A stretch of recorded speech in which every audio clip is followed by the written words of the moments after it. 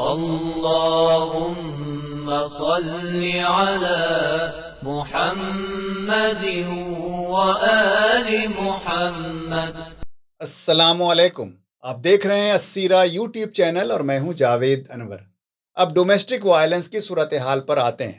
Domestic violence کے حوالے سے انڈیا کے national family and health survey اور دیگر کئی سروے رپورٹس کے مطابق 2005 میں ڈومیسٹک وائلنس میں 33.5% عورتیں مردوں کے ہاتھوں پٹی ہیں۔ عورت کے ساتھ ہونے والے ریپ اینڈ سیکسول وائلنس کی رپورٹنگ بھی بہت کم ہوتی ہے، کیونکہ اس کے ساتھ جو سوشل اسٹگما ہے وہ لڑکیوں اور عورتوں کو اور اس کے خاندان کے لوگوں کو خاموش رہنے پر مجبور کر دیتی ہے۔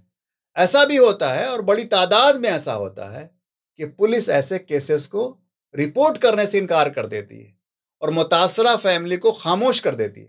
اس کے باوجود 2019 میں 32,033 کیسز رپورٹ ہوئیں اور 2018 میں 33,356 کیسز رپورٹ ہوئیں، جس میں ایک بڑی تعداد دلت اور آدی باسیوں کی لڑکیوں اور عورتوں کی ہے، یعنی کہ کمزور ذات اور سوسائٹی کی عورتوں کے ساتھ سب سے زیادہ زیادتی کی جاتی ہے، اور اس میں اکثر ملوث اعلیٰ ذات کے ہندو مرد ہوتے ہیں۔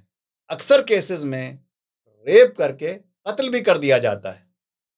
جب یہ مقدمات عدالت میں جاتے ہیں تو انصاف کی امید نہ ہونے کے برابر ہوتی ہے، خصوصاً جب دلت، آدیواسیوں اور مسلمانوں کا معاملہ ہو۔ اکثر ایسا ہوتا ہے کہ جو مظلوم ہوتا ہے اسے ہی پھنسا دیا جاتا ہے۔ زیادہ تر کیسز میں ظالم اعلیٰ نسل کے ہندو اور حکمراں پارٹی یا اس سے قربت رکھنے والے لوگ ہوتے ہیں۔ گزشتہ چند برسوں میں جو 10 ہائی پروفائل ریپ کیسز ہیں وہ ہیں Suzette Jordan rape case, Nirbhaya rape case, Shakti Mills rape case, Jisha rape case, Franco Mulakkal rape case, Hathras gang rape case, Kathua rape case, Unnao rape case, 2019 Hyderabad rape case اور Badaun rape case. Nirbhaya rape case Bharat کے کیپٹل دہلی میں ہوا۔ پبلک بس میں ایک لڑکی پر 6 لوگوں نے حملہ کیا، اسے ریپ کیا اور آئرن رڈ سے مار مار کر ہلاک کر دیا۔ ہاتھرس گینگ ریپ میں پچھلے سال ستمبر میں ایک 19 سالہ دلت لڑکی کا اعلیٰ ذات کے ہندوؤں نے ریپ کیا، اس کے جسم پر انتہائی تشدد کیا، اس کی گردن پر اسی کا دوپٹہ باندھ کر کھینچا گیا، ریڑھ کی ہڈی توڑ کر اسے مفلوج کر دیا، اس کی زبان کاٹ دی گئی اور اس کے بعد جہاں سے وہ اٹھائی گئی تھی وہیں کھیت میں اسے پھینک دیا۔ یو پی کی پولیس اور حکومت نے مجرموں کا ساتھ دیا۔ 2 ہفتوں کے بعد لڑکی کی موت دہلی کے ایک اسپتال میں ہو گئی۔ اس کی لاش کو بھی اس کی فیملی کو نہیں دیا گیا۔ اس کی ماں چیختی چلاتی رہ گئی۔ رات کے اندھیرے میں پولیس نے بغیر کسی فیملی ممبر کے شرکت کے اس کا انتم سنسکار کر دیا۔ جس طرح ریپ کرنے والوں نے اسے راکھ سمجھ کر پھینک دیا تھا، پولیس اور انتظامیہ نے بھی اسے آگ کے حوالے کر کے راکھ بنا دیا اور ریپ کرنے والوں کے تحفظ میں پولیس لگ گئی۔ مجرمین اعلیٰ ذات کے ٹھاکر فیملی کے 4 لوگ تھے، جسے بچانے کے لیے پولیس، یو پی حکومت اور مرکزی حکومت کے تحت آنے والی CBI یعنی سینٹرل بیورو آف انویسٹیگیشن حرکت میں آئی اور آخرکار مجرموں کو بچا لیا۔ بھارت شاید دنیا کا واحد ملک ہے جس میں ہر ریپ کے بعد پولیس اور انتظامیہ مجرم کو تحفظ فراہم کرنے کی ترکیب میں جڑ جاتی ہے۔ مجھے حیرت اس بات پر ہے کہ عورتوں پر تشدد کے حوالے سے اس قدر خراب ریکارڈ رکھنے والے ملک کے دانشور حضرات بھی افغان میں عورتوں کے حقوق کو لے کر چنتا جن ہیں۔ یہ مذاق نہیں تو کیا ہے، یہ ہاسپد ہے۔ کیا آپ کو معلوم ہے کہ افغانستان سے روس کے جانے کے بعد جب امریکہ نے وہاں انارکی پیدا کی، سول وار کی کیفیت ہو گئی، اس صورتحال میں عورتوں پر جنسی حملوں کے واقعات ہوئے، اسے روکنے کے لیے ہی دینی علماء اور طلباء کھڑے ہوئے تھے اور وہی طالبان کے نام سے آرگنائز ہوئے تھے، اور یہی وہ طالبان ہیں جنہوں نے اپنے خلاف جمع ہونے والی دنیا بھر کی فوج کو شکست دی ہے۔ کیا آپ کو معلوم ہے کہ طالبان کے گزشتہ 5 سالہ حکومت میں کوئی ریپ نہیں ہوا؟ وہاں کسی عورت کو کوئی میلی آنکھ سے دیکھنے کی جرات نہیں کر سکتا۔ طالبان نے عورتوں کو وہ تمام حقوق دیے ہیں جو اسلام نے دیے ہیں۔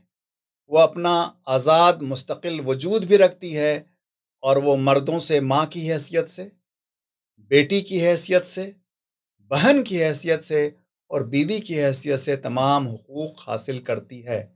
وہ جائیداد رکھ سکتی ہے، وہ کاروبار کر سکتی ہے، اس کا وراثت میں حصہ ہوتا ہے۔ افغانستان میں لڑکی یا اس کے والدین کو کوئی تلک یا جہیز نہیں دینا پڑتا، شادی میں اس کا کچھ بھی خرچ نہیں ہوتا۔ لڑکا مہر کی رقم دیتا ہے، اپنی حیثیت کے مطابق دیتا ہے اور اچھا رقم دیتا ہے۔ طالبان کی نئی حکومت نے تمام اسپتالوں اور پرائیویٹ اداروں میں عورتوں کو اپنے کام پر بنے رہنے کی اجازت دی ہے۔ لڑکیوں کے علیحدہ اسکول چل رہے ہیں۔ ایک افغان اپنی بیوی اور بچوں اور بوڑھے والدین کی کفالت اور ان کی حفاظت میں اپنی پوری زندگی لگا دیتا ہے۔ اسلام نے عورتوں کو حقوق زیادہ دیے ہیں اور ذمہ داریاں کم دی ہیں۔ مردوں کی ذمہ داریاں بہت زیادہ ہیں، حقوق کم ہیں۔ اسلام نے عورتوں کا روحانی مقام و مرتبہ بھی بلند کیا ہے۔ ماں کے قدموں تلے جنت رکھ دی ہے۔ سیدنا ابو ہریرہ رضی اللہ تعالیٰ عنہ سے روایت ہے کہ ایک شخص رسول اللہ صلی اللہ علیہ وسلم کے پاس آیا اور کہا، اللہ کے رسول صلی اللہ علیہ وسلم، میرے حسن سلوک کا یعنی کہ اچھے سلوک کا سب سے زیادہ حقدار کون ہے؟ تو آپ صلی اللہ علیہ وسلم نے فرمایا، تمہاری ماں۔ اس نے کہا، ان کے بعد؟ آپ صلی اللہ علیہ وسلم نے فرمایا، تمہاری ماں۔ اس نے کہا، ان کے بعد؟ تو آپ صلی اللہ علیہ وسلم نے فرمایا، تمہاری ماں۔ اس نے کہا، ان کے بعد؟ تو آپ صلی اللہ علیہ وسلم نے فرمایا، تمہارا باپ۔ اس حدیث کو حدیث کی دو موسٹ آتھینٹک بکس صحیح بخاری اور صحیح مسلم دونوں نے روایت کی ہے۔ اللہ نے انسان کے اپنے تخلیق کے عمل میں عورت کو شامل کیا۔ اس کے بطن سے پیدائش عمل میں آتی ہے۔ عورتوں کو بچوں کی نگہداشت، پرورش، تعلیم و تربیت کی سب سے اہم ذمہ داری سونپی گئی ہے۔ اسے معاش کی ذمہ داری نہیں دی گئی ہے کیونکہ یہ بھاری ذمہ داری ہے۔ اس کو قیادت کی ذمہ داری نہیں دی گئی ہے کیونکہ یہ بہت سخت ذمہ داری کا کام ہے۔ اسے گواہی کی ذمہ داری بھی آدھی کر کے کم کر دی گئی ہے کیونکہ گواہی دینا خطرناک کام ہے۔ اس میں جان جانے کی نوبت بھی آ جاتی ہے۔ عورت بہت قیمتی شے ہے، اس لیے اسے ڈھانپ کر حجاب اور نقاب میں باہر نکالا جاتا ہے۔ جس طرح ہیرے، جواہرات اور سونے کے قیمتی زیورات کو پیک رکھا جاتا ہے، اسے کور کیا جاتا ہے۔ ہر قیمتی اور نفع بخش پھل مضبوط چھلکوں کے اندر ہوتا ہے۔ اگر انار کے گرد مضبوط کور نہ ہو اور کیلا بغیر چھلکے کا بازار میں ہو تو کوئی اسے لینا پسند نہیں کرے گا۔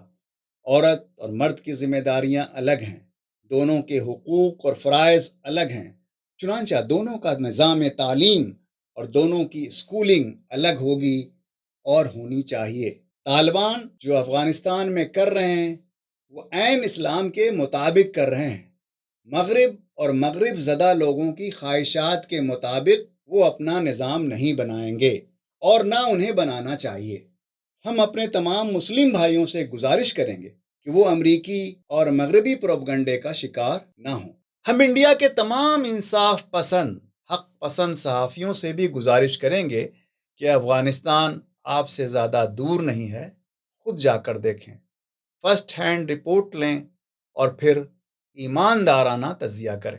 اگر آپ کو یہ ویڈیو پسند آیا تو اس ویڈیو کو لائک کریں، شیئر کریں اور کامنٹ سیکشن میں اپنا کامنٹ ضرور دیں۔ نیکسٹ ویڈیو تک کے لیے اجازت دیں۔ نیک خواہشات کے ساتھ، اللہ حافظ۔ اللهم صل على محمد وآل محمد